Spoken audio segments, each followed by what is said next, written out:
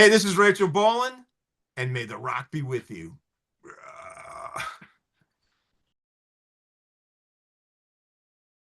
Hey Rachel, welcome back to May the Rock Be With You, mate. It's been 8 years since we last chatted, so what I'd like to do is catch up. How's the last 8 years been for you? It's been pretty wild, man. Did a lot of touring, recorded a couple records, and now here my first solo record, 40 years into a career. It's pretty Insane. wild. No, it's insane. So we are here because of the Gargoyle at the Garden State. Why was Mhm. now the right time for a solo album from Rachel Bolan? Well, time kind of found me. I'm pretty busy with my day job usually, so Skid Row's my life. It keeps, that's what I do. I've been doing it longer than I haven't been, and now that we've had downtime, and I had some songs, it seemed like the right time. I played the songs for Nick, who produced it, and he's like, "We should do a solo record, man. Do it in my studio." And I was like, "All right, cool. Let's ask the label, see if they're into it," and they were, thankfully, and here we are now. Now, it's an absolute who's who of guests on the album. When you go into these people and be like, hey man, I'd love to have you on like my new solo record, regardless of being friends or whatever, what's the feeling like when you snag these people and it starts to come together? Well, the first thing I realize is how cool my friends are, and that they want to be part of something so special to me. And, um, and you start to think after a while that, yeah, they're my buds, but some of them are some of the biggest rock stars on the planet. You know what I mean? And it's a pretty cool feeling, just to have friends involved with me in this monumental point of my career. And I was just lucky enough they all said yes. Fair enough. Did you have specific people in mind though when you were putting the songs together? After they were demoed, and when I knew that the we were going to do I was going to do a solo record, I then it was then where I was like, oh, I could hear Danko on this song, let me call him. Or I'd love to have Snake play a solo on this song, and Scotty, and that kind of happened with everyone. And yeah, there were a couple friends that I asked for songs that were going on tour, and they're like, I'll be back in 6 months. And I'm like, yeah, it's kind of too late, but next record. I want to thank you for putting Danko Jones on there because Danko is one of the most underrated artists, I think, in the music today. So it's so good to hear his voice on that. That's so cool. It was when I recorded that song, I was like, yeah, I want Danko to sing this with me. And of course, he was on tour. And I texted him and I'm like, hey, man, do you want to do a song with me on my solo record? He's like, yes, hell yes, fuck yes, when? And I'm like, well, when do you have time? I know you're on the road. When do you have time? He's like, I get home, whatever the date was, and I'm home for about a week. I could get into the studio and do it. So he did it. And when we got the recording back and put it in the song, Nick and I were both just like, wow. Like what he did, he made that his own, and he sang those lyrics with such conviction. And I knew it was going to be like that because that's how he does it. You know what I mean? And it really brought that whole song to life. Sure did. When you step out though and you put your name on a record, what's the mindset compared to making a Skid Row record? Well, that if it stinks, it's all on me. but yeah, I mean, having just my name on it, it comes with a little bit of pressure, but I like pressure. I thrive under pressure. And it just the strangest part of the whole process was not having the guys in the room with me where I could use them as a sounding board and we could use each other as sounding boards. Once Rob Hammersmith was done with the drums, he went home and it was just Nick and I mainly in the studio until Damon got there. And then, some of my friends sang some backup on it and some harmonies. And other than that, it was just Nick and myself. And that was the strangest part. But yeah, there's a certain amount of pressure that goes with it, but we'll see. I'm not really feeling it yet. Um, I guess because it's being the reception to the two singles so far have been phenomenal, more than I ever expected. And so we'll see what happens when the record comes out, and we'll just go from there. But I kind of like working under pressure. I can tell you the two singles are great, but the rest of the album is also awesome. I got it last night and I played it through about 10 times, right? Oh, So, nice. yeah, yeah. I always like to pick one song that stands out for me on a record and ask about that when I get the chance. Now, I Okay. love a power ballad more than life itself, mate. Bridges is hands Mhm. down one of the best songs I've heard this year. I'm not even joking. I love that song. Can you tell me a story about that one and how it came together?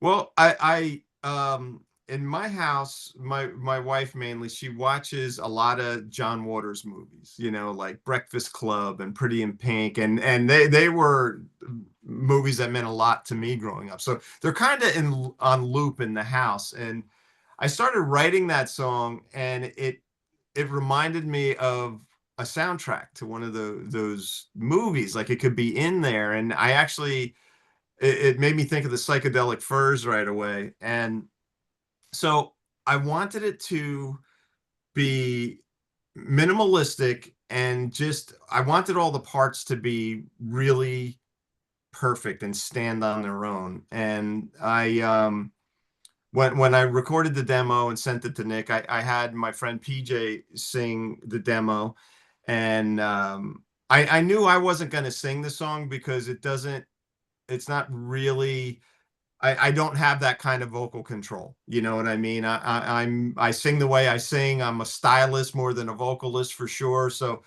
I asked Steve Conti to do it because I've always loved Steve's voice, and he's an old friend, and he's right in New York, and I'm in New Jersey. And so I was actually down south at the time, and I asked him, I said, "Hey man, do you want to sing a song on my record?" And he's like, "Absolutely." So I sent him the song, and he did it in his studio. And when it came back again, Nick and I were just like, wow. And it sounded exactly how I hoped it would sound, because Steve's voice is so soulful, and he understood the vibe of the song. He got it right away.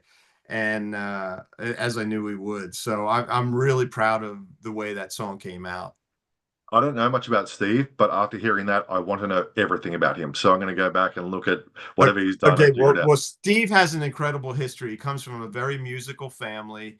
He had a band with his brother. They were called the Conti Brothers. Then he had a band called Company of Wolves, and he played in the New York Dolls for a lot of years with Sil Sylvain and David Johansen and Sam Yaffa, and then he now currently he's been playing with Michael Monroe for years. And yeah, he's a great guy and a good friend, and we've written some songs together. But I wrote this song on my own, but I just heard his voice in it, and when he said yes, I was like, hell yeah! I was really psyched. I'm stoked with it. Now, aside from that one, your punk rock roots show and shine through with all the elements on this album. Like it's you. Like I remember hearing Psychotherapy when you sang that, and I was like, oh, this guy can sing this stuff. Your whole album is basically like a punk rock record. It's great. What was it like being able to let that side of you finally shine in full force?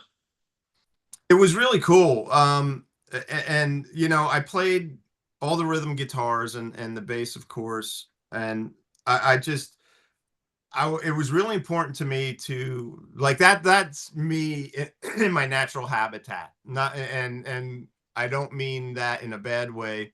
So is Skid Row, but this is all me.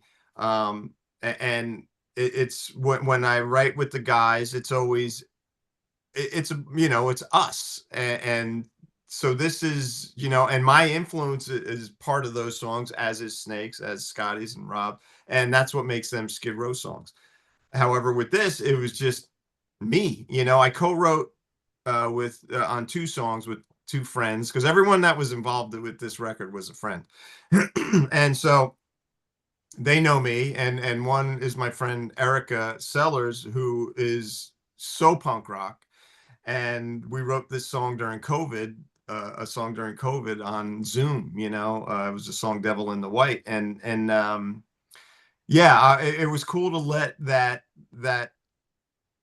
out, and that's why I wanted to play guitar myself, because I'm not about precision and perfection. I'm just about the energy and the attitude, and I just wanted that to translate when onto vinyl and onto CD. Certainly does. So you've been making albums now for close to 40 years. Sorry to age everything, but it really is. We're all getting old. I turned 50 this year and I feel old. But what did you take from the process you've done, always done in the studio, to this album? Is there one thing that you've done on every single record, including this one, for the whole time you've been making music? Yeah, a lot of it is not to second guess my parts, even though sometimes I do. But on this record, I really had to put that into effect because I was playing everything. And Nick was a great support in saying, "You got the part. Stop thinking so hard about it," because sometimes I will think things to death, right? And so he's like, "You got the part. Let's move on," you know. And so that was the biggest thing I took from it is just having to think that way about all the parts instead of just one part. Fair enough. Are there plans to take this on the road? Are you going to play any shows, Bolan shows? Is there thoughts about that? There is thoughts. I would love to do that. That's always the objective, you know, to write a bunch of songs, record a record, and then take it on the road. And I would love to, you know. I have, Rob Hammersmith already said he'd do it, and we're on the same schedule, so that works out. You know, I have a couple friends that are in other bands that, a logistic thing is comes into play. But yeah, eventually, I don't know, it's not going to be tomorrow, but hopefully in the not so distant future, we get out on the road. Now, what I do love when band members step outside of a band to make solo records, right? There's been some amazing ones throughout the years, but is there one solo album or a project from someone that you love, a band member outside of their band? Um, well, Noel Gallagher's High Flying Birds is one that comes to mind. Of course, the Ace Frehley solo record. You'd say that. Um, yeah, yeah. Uh, what else? The I don't know if it was, well, it came out in the early 90s. That Keith, I can't, the name is escaping me right now. Keith Richards solo record was yeah, I just listened to it the other day and I was like, man, I forgot how great this record was. But that's three that I could think of off the top of my head. I know you've got history back in the day, but Richie Sambora's Stranger in This Town is one, the first time I heard a band member really step out and do that brilliant record. So Yeah. I'm glad you're doing it. Yeah. Yeah. Thanks, So, man. Me too. yeah, I need to ask about Skid Row, of course, because we're here for Mhm. that. I've been watching some of these auditions, and I know you're doing this process with that stuff. Some of them are amazing, some of them are interesting. How are you going with it? Without naming names, are there any that stand out for you so far? Yeah, well, we've had over 300 submissions, right? And it's a process for sure. And that's just the submissions that we're doing through the Sweetwater campaign. We also have had about 20 to 25 of suggestions from friends and other bands. Like, you got to go check this guy out. You got to see, you got to listen. So, but and it's an ongoing process. We have a couple guys that we're very interested in right now that we want to take to the next phase, like get in a room and jam and see how it sounds in a live situation. Because you could sound great in a studio situation, and then sometimes you get into a live situation and it loses its luster. But so we want to do that. And the good thing is we have the luxury of time. We don't, a lot of decisions we've made in the past, we've had a tour lined up or we were in the middle of doing a record, and it just kind of, we had to do things a little quicker than we would like to. But that said, we have plenty of time right now, and we could just roll with that. And when I know once we find someone, things are going to happen really quickly.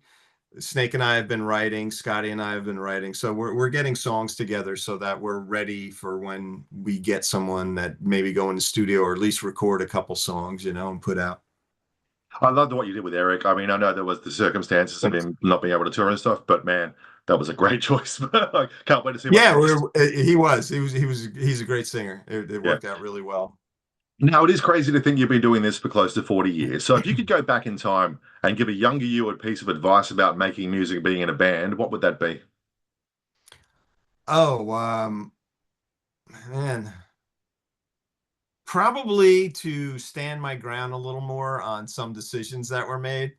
Because I think of some decisions that were made where I was the odd man out and ended up being correct, and I should have fought harder for that. That would probably be the advice. I always see we had great guidance with John Bon Jovi and Richie Sambora, and we asked a lot of questions, and having those guys to guide us through the pitfalls and stuff, and teaching us about the business.